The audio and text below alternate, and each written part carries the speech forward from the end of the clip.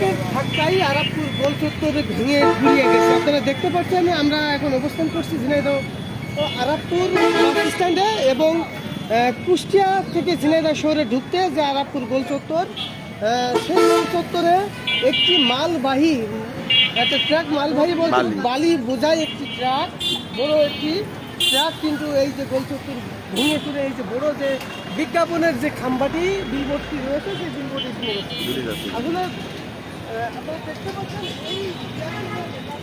এখানে আমরা এই এলাকার লোকজনের সাথে কথা বলে জানতে যতটুকু পেরেছি এই ট্রাকটি ভোর 6টার দিকে এসে সজোরে ধাক্কা মারে এবং গোল চত্বর ভেঙে, আপনারা একটু দেখাই, তাই আসলে খুব ভয়ানক ব্যাপার।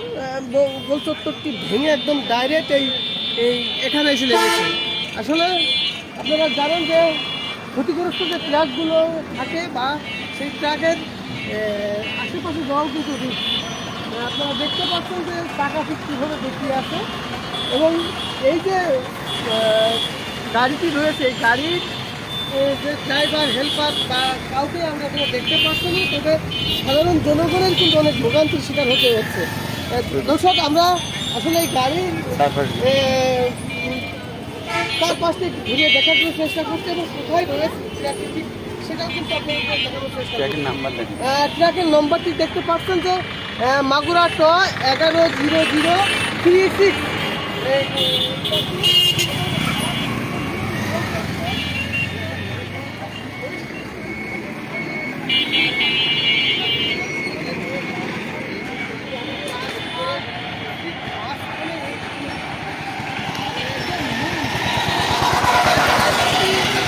কীভাবে অ্যাক্সিডেন্টগুলো কিন্তু গিয়েছিল না কী ছিল বুঝতে পারছি না, নাকি ব্রেক ফেল করেছে সেটাও বোঝা যাচ্ছে না। তবে পায়রাপুর আরাপপুরে যে গোল চত্বর সেই গোল চত্বরে সজোরে ধাক্কা দিয়ে গাড়ির যে সামনের সাইডটা কিন্তু ভেঙে একদম নিয়ে গেছে। এই যে এখানে গাড়িটি রয়েছে এখানে অনেক সমস্যার সৃষ্টি হচ্ছে সাধারণ দ্রুত এই গাড়িটি এখান থেকে সরানো যাবে কত দ্রুতই কিন্তু সাধারণ মানুষের ভোগান্তি বাঁচবে। আপনারা দেখতে পাচ্ছেন যে বড় একটি ট্রাক, যে ট্রাকটি আসলে পানি ঢুকায় 10 টাকার ট্রাক, এটি বড় ট্রাক, সেই ট্রাকটি এখানে রয়েছে। আপনারা দেখতে পাচ্ছেন যে কী ভয়ানক ব্যাপার, অ্যাক্সিডেন্ট আপনার দেখেন ভয়ানকভাবে ভেঙে একেবারে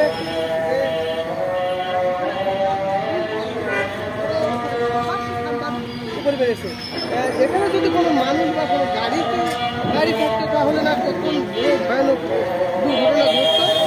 তবে ট্রাক ড্রাইভার তিনি ভোরবেলায় ফাঁকা রাস্তায় কীভাবে এখানে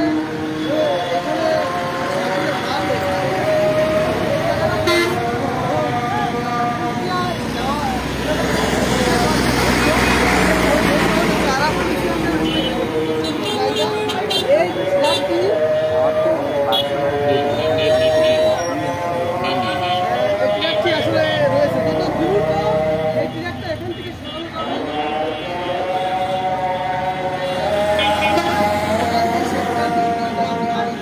আসলে এই প্রত্যক্ষদর্শী যারা এবং আপনাদেরকে এই গাড়ির যে বর্তমান অবস্থা সেই অবস্থা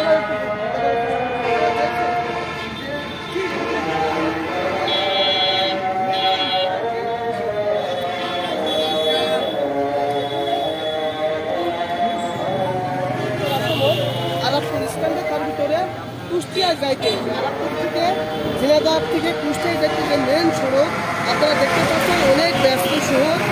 সেই ব্যস্ত শহরের মানে ব্যস্ত রাস্তা আর কি, ব্যস্ত শহরের ব্যস্ত রাস্তা, এই রাস্তাতে দিন রাত 24 ঘন্টায় হাজার হাজার লক্ষ লক্ষ গাড়ি কিন্তু চলাচল করে। আর এমন গুরুত্বপূর্ণ সড়কে যদি এইভাবে একটি বড় গাড়ি করে থাকে দীর্ঘক্ষণ সময়, তাহলে মানুষের যাওয়া আসার কিন্তু ব্যাঘাত ঘটে। তাই যত দ্রুত সম্ভব এই জায়গাটি পরিষ্কার করার দরকার, সাধারণ জনগণের ভোগান্তির থেকে রক্ষা করার দরকার। ধন্যবাদ জেলা যে প্রশাসন আছে প্রশাসনের দৃষ্টি আকর্ষণ করছি আমরা এই যে এলাকার লোকজন যারা আছে